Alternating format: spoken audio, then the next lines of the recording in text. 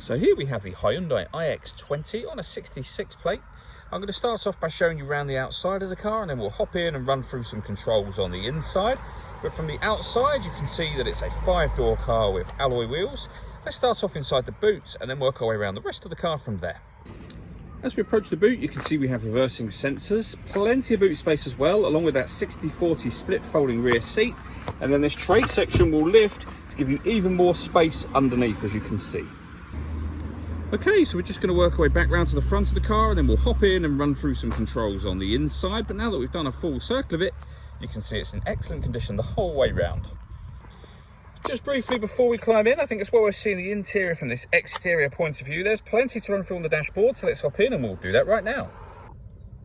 Okay, now that we're inside the car, we're going to start with the dials. On the left-hand side, we have the rev counter, and on the right-hand side, the speedometer. In the middle, you can see the total miles for this car, which are 15,984.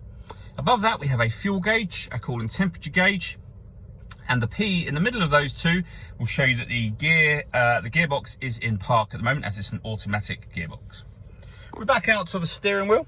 On the left-hand side, we have stereo and phone controls, and on the right hand side the stereo controls continue, and we have trip computer controls at the bottom here that will enable you to change the information that's displayed in that central section that we were looking at just a moment ago. If we work our way over into the center, we have the stereo for the car.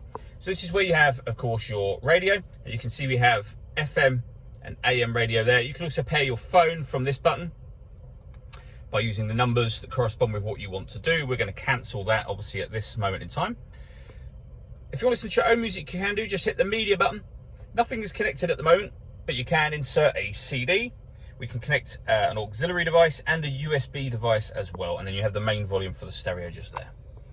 Working our way down, we have the air conditioning. So you can determine the fan speed, the temperature, what direction you'd like the air to be distributed in. When you're happy with those settings, this button turns the air conditioning off in this case, or back on again, so it's on when that light shows. You can recirculate the air that's in the car. That's a great way of heating it up or cooling it down quickly depending on the temperature that you've set on this dial. You can turn those off just as easily as you turn them on. Below that, we have a 12-volt charging socket, as well as the auxiliary and USB inputs that I mentioned a moment ago, and then the gear lever for the fully automatic gearbox. All that leads me to say is thank you for taking the time to watch this video.